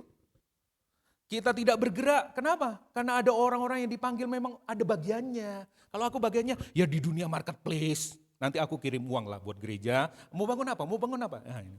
Tapi kalau disuruh berdoa, berkumpul bersama-sama, pendalaman Alkitab. No. Itu bukan bagianku, itu bagian rohaniawan. Padahal di dalam gereja Tuhan Yesus tidak menebus rohaniawan. Dia menebus seluruh orang yang percaya kepadanya. Itu urusannya pendeta.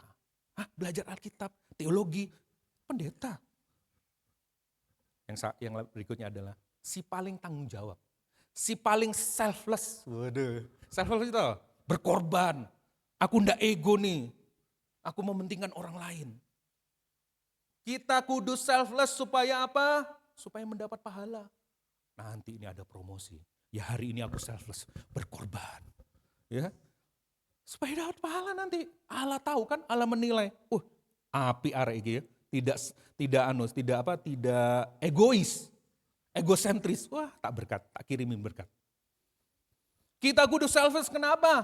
Supaya mendapatkan ketentraman batin. Kalau aku tidak melakukan itu, aku tertuduh. Kayak ceritanya Koluke ya, harus berbagi. Kok dilewatin itu yang ngemis itu katanya waktu itu ya, kesaksiannya. Sampai rumah udah enak ya Allah. Balik lagi ke tempatnya, terus kasih ke orang yang membutuhkan itu. Baru lega, ternyata aku orang baik. Kita melakukan itu hanya supaya batin kita tentram, bukan karena mengasihi Tuhan, bukan karena mengasihi keluarga rohaninya kok. Karena batinku tenang, Di dalam pelayanan, aku berkorban ini, aku berkorban itu, latihan ini, latihan itu, rapat ini, konseling itu, konseling ini, ngajar itu, ngajar ini.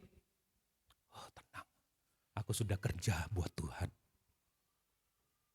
Itu ada di dalam diri saudara saya. Kita kudu selfless supaya mendapat penerimaan. Nah ini banyak. Saya dulu sering melakukan itu tanpa sadar. Ya, kalau ada orang yang terbuang di gereja, kita datengin. Anjene, memang pendeta itu cuma tahu khotbah. Harusnya praktek dong, peduli. Ini kayak aku nih. Wah ya kan? Iya koko memang lain ya. Dari semua pemimpin yang ada koko memang lain. Iya itu aduh memang gak praktek itu. Wah kan senang. Wah iya siapa di. Semua kemuliaan bagi Tuhan. Solideo Gloria pada lama. Amin. Ya kan? Itu saudara dan saya. Selfless itu supaya apa? Supaya mendapat kendali. Wah aku baik yo. Nurut toh. Kalau enggak nurut, wah ya habis. Itu kayak istri saya kalau sering kesaksian ya. Pengakuan, nurut loh. Ini demi kebaikanmu. Padahal itu demi kebaikannya dia. Berhalanya dia. Berhala kendali. Kita kudu selfless supaya mendapat performa yang baik. Ya, orang lihat kita memang sudah dikenal orang baik, keluarga baik-baik. Ya harus seperti itu dong sikapnya. Kita dilatih jadi orang baik. Dididik orang baik, di lingkungan orang baik-baik. Bukan di lingkungan orang kumuh, ya performanya harus baik. Nunjukin kepedulian, nunjukkan bahwa kita tidak egosentris. Itu ada di agama-agama lain juga ada, tanpa Yesus ada.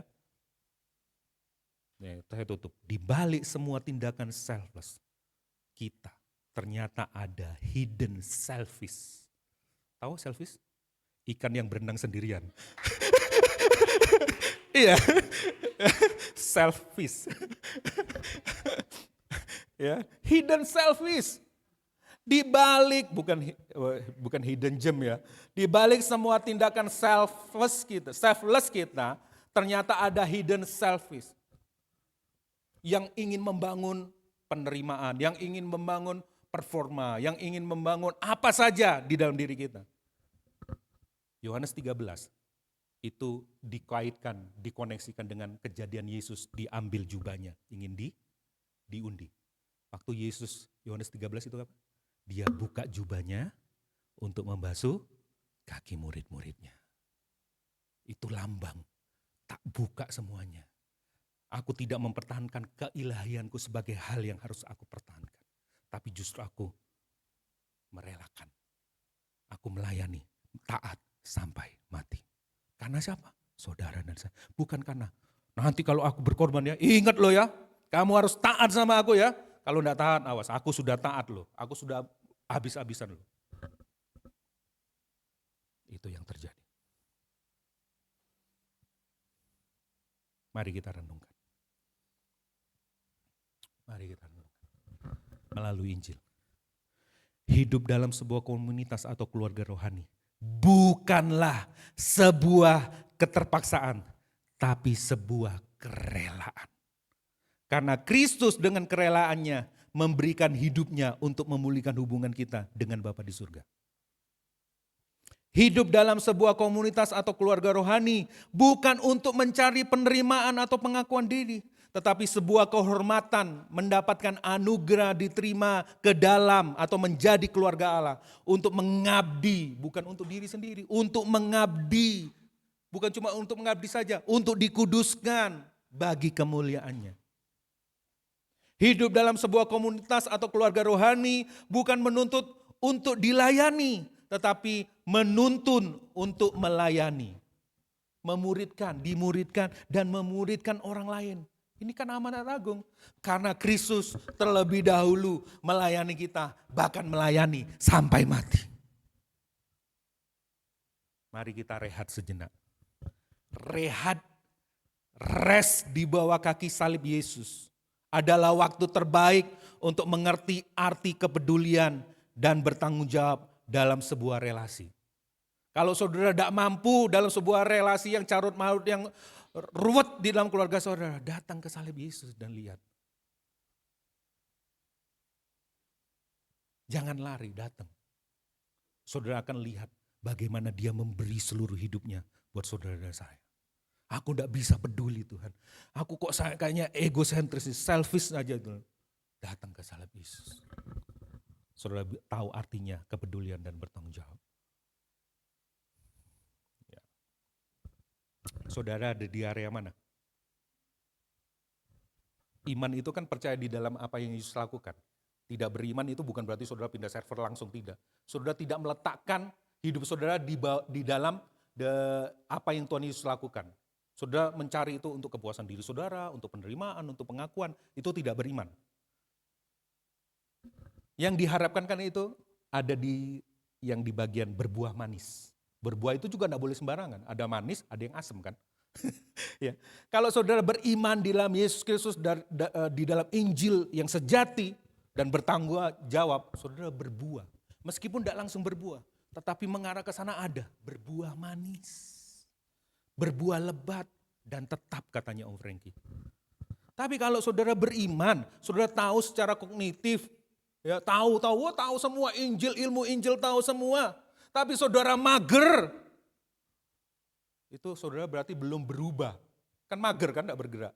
Aku tahu konsepnya, tapi diam di situ. Belum berubah. Jangankan berubah aja belum. Tapi kalau saudara mager dan tidak beriman, orang Kristen tetapi menggunakan hal-hal di luar Kristen pemikirannya, di luar apa yang disampaikan firman Tuhan, ya tidak berubahlah. Ya, tidak berubah sama sekali, atau mungkin diragukan pertobatannya. Pertobatannya dia ini bertobat ama enggak sih? Ya, kok sama-sama beda-beda tipis sama orang-orang yang tidak kenal Tuhan? Tidak beriman. Ya, kalau yang satunya bertanggung jawab, ya dia memonopoli pelayanan mungkin dalam sebuah keluarga rohani atau semua diambil pelayanan wanita lah, semua ada di mana-mana, dia omnipresent di situ. Di pelayanan dia omnipresent ya. Tapi dia tidak meletakkan itu di bawah iman yang benar, tidak beriman. Dia melakukan itu untuk pengejaran, penerimaan, kendali di dalam dirinya, berhala-berhala dalam hatinya. Itu berbuah, kelihatannya berbuah, tapi berbuahnya asam. Pernah makan mangga yang masih asam itu, ngilu, bikin ngilu gigi orang. Jadi toksik jadinya. Bukan mempersatukan tapi mencerai-beraikan. Ya ancene iku males yo. Malas aku ini sih paling pelayanan. Aku ini sih paling yang bertanggung jawab. Iya memang sih pada kenyataan dia kayaknya berbuah gitu pelayanannya. Tapi asam. Asam tenan. Itu bikin gigi orang ngilu. Saudara ada di mana di kuadran ini? Mari kita kalibrasi hati kita. Tuhan mau kita bertanggung jawab, peduli, dan juga beriman. Di iman yang benar. Aplikasinya. Saya undang pemain musik. Jika kita selama ini acu tak acu dengan keluarga rohani Allah, mari kita bertobat. Karena Tuhan Yesus menebus kita bukan hanya untuk diselamatkan saja, tetapi juga dipersatukan menjadi keluarga Allah. Kalau cuma 2 jam di sini, saudara tidak akan pernah jadi keluarga. Kenapa? Tidak saling mengenal. Tapi kalau di dalam, lebih masuk lebih dalam, kelihatan boroknya kita, kelihatan boroknya saudara, terus kita sama-sama lihat salib Yesus, dipulihkan bersama-sama, itu keluarga Allah. Jika selama ini kita sangat aktif di dalam keluarga Allah, ini yang sudah aktif ini, sudah masuk, ikut komsel, melayani, tetapi hatimu jauh mengembara kemana-mana. Kayaknya mulai udah asik nih. Pindah gereja juga oke nih kayaknya. Ada yang lebih asik atau ada yang lebih ini.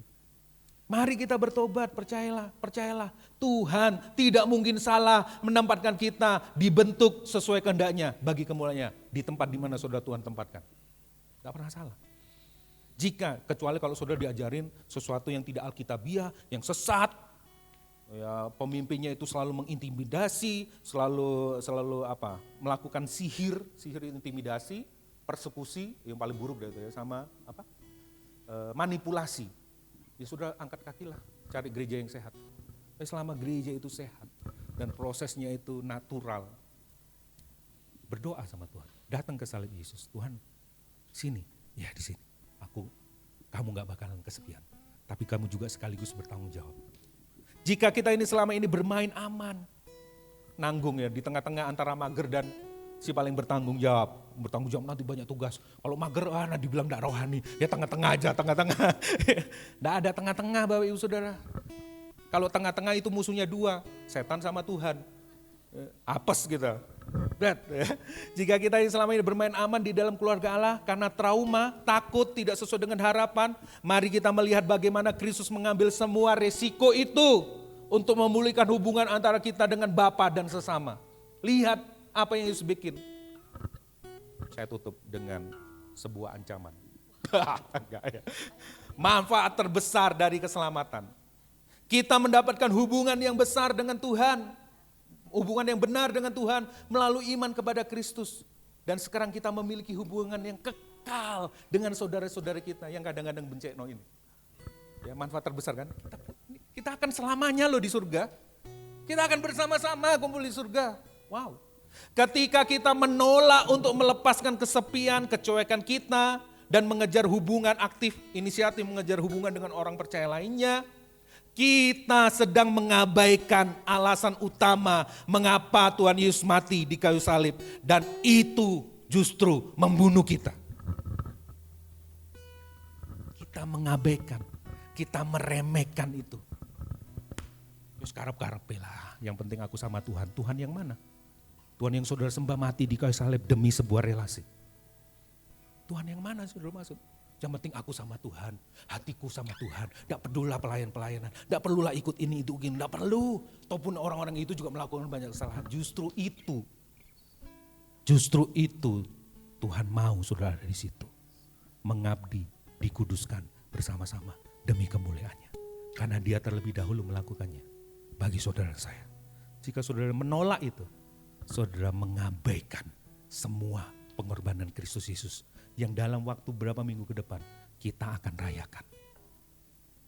Makanya kalau perjamuan jangan dipecah-pecah lagi rotinya. Prak, prak. Dia sudah terpecah demi kita semua supaya kita disatukan sebagai keluarganya.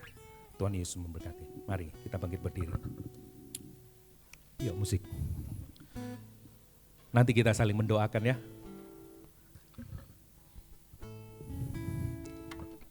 Mari kita naikkan doa ini dalam bentuk pujian kita.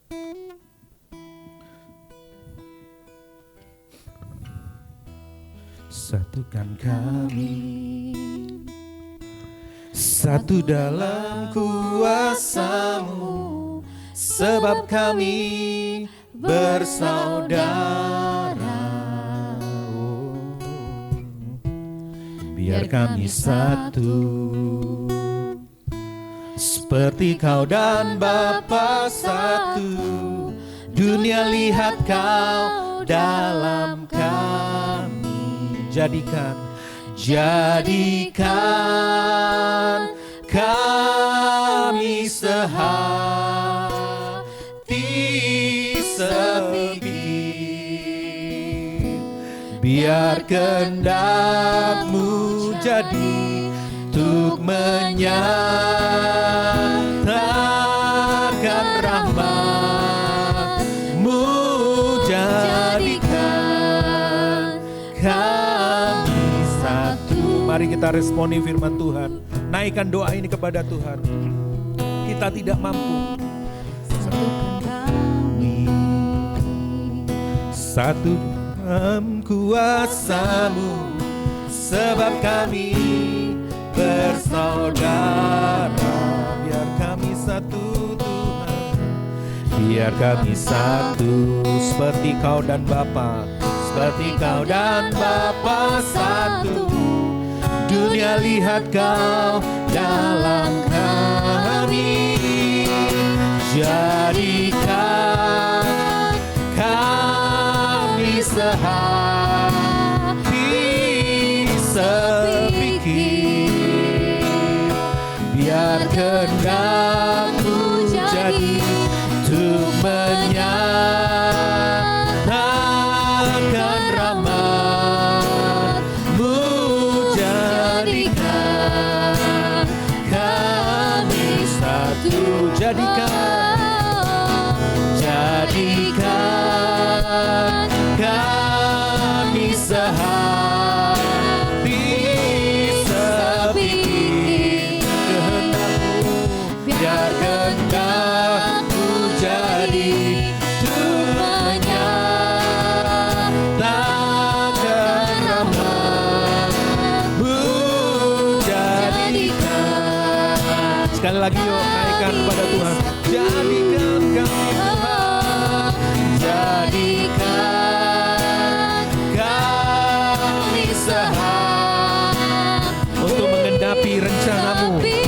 bukan rencana kami untuk menyatakan kemuliaan-Mu, bukan kemuliaan kami, untuk menyatakan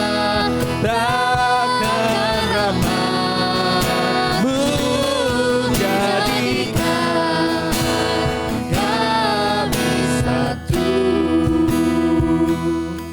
jadikan kami satu. Sekali lagi, jadikan kami satu. Mari di waktu yang indah ini, dari 7 perkataan Yesus, 1 terselip, bukan kebetulan, yang ada hubungannya dengan horizontal, dengan sesama kita. Mengapa kita kesepian? Karena kita mengejar apa yang kita inginkan, bukan mengejar apa yang Tuhan inginkan.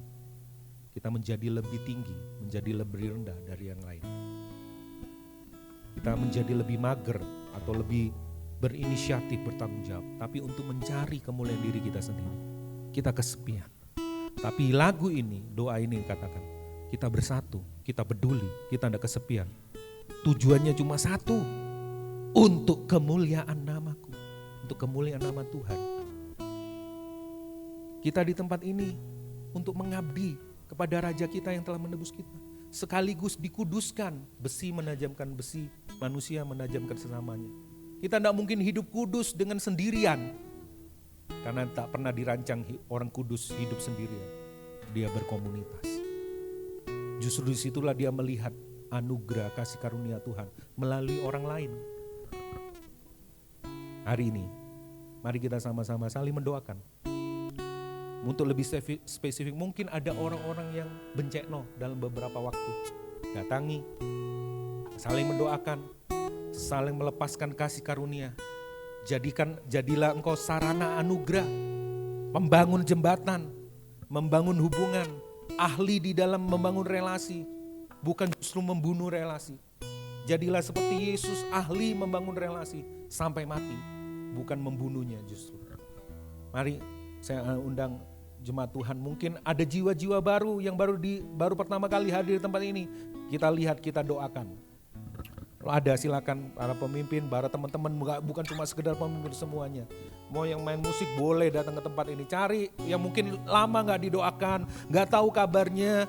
Kamu gak sendirian, kamu ada di keluarga Allah yang sama. Yang mungkin belum kenal, cari. Ya, mulai tanya kabarnya.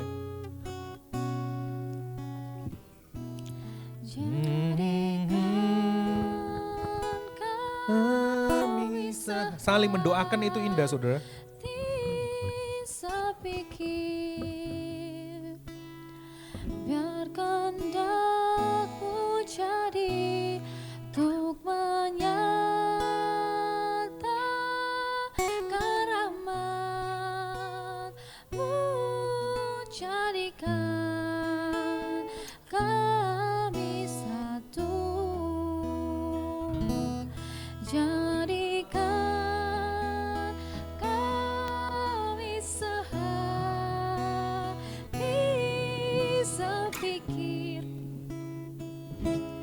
biar kehendakmu jadi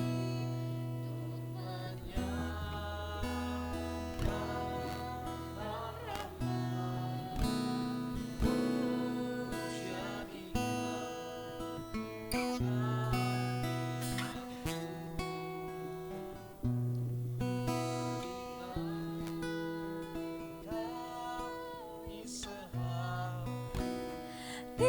bisa pikir, biar kehendakmu jadi untuk menyatakan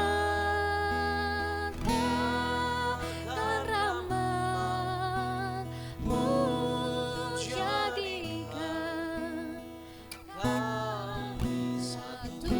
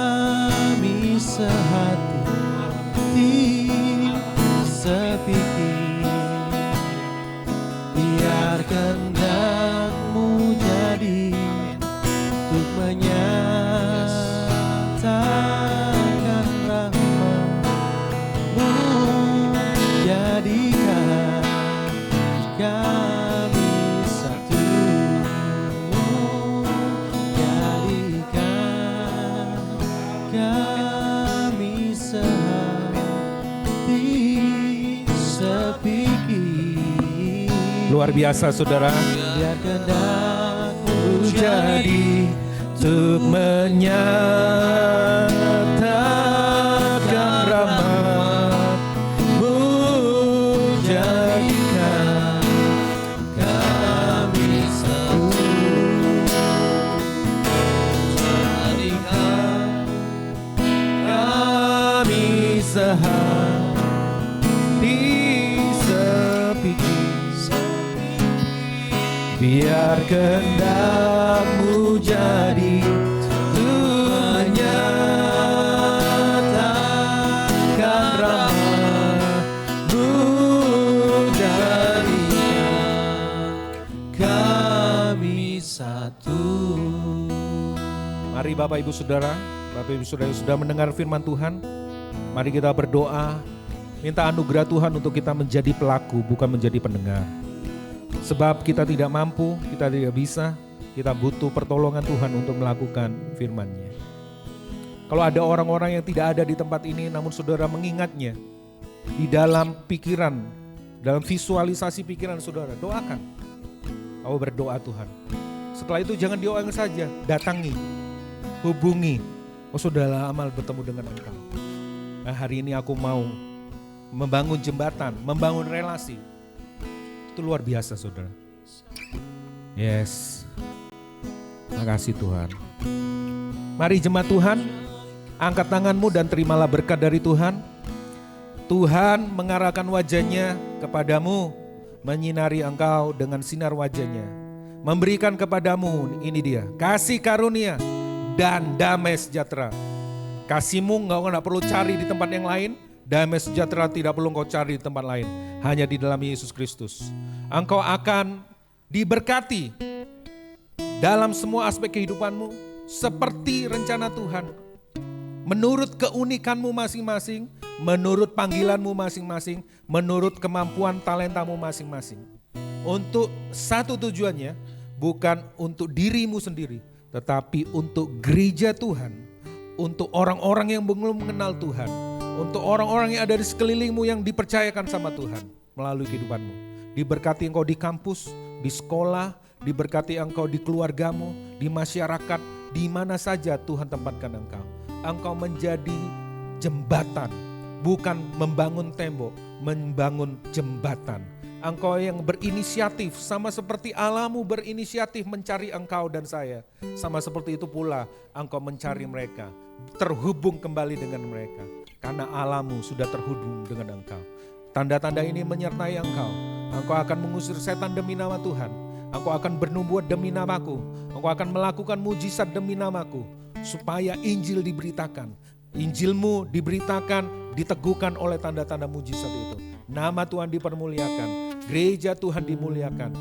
Terpujilah nama Tuhan. Berkat ini turun mulai hari ini. Sampai Tuhan Yesus datang kedua kalinya. Di dalam nama Bapa, Tuhan Yesus dan Roh Kudus, kami terima berkat Tuhan. Yang percaya sama-sama katakan amin, amin, amin. Silakan duduk Bapak Ibu Saudara. Yes, bentar lagi kita Paskah ya.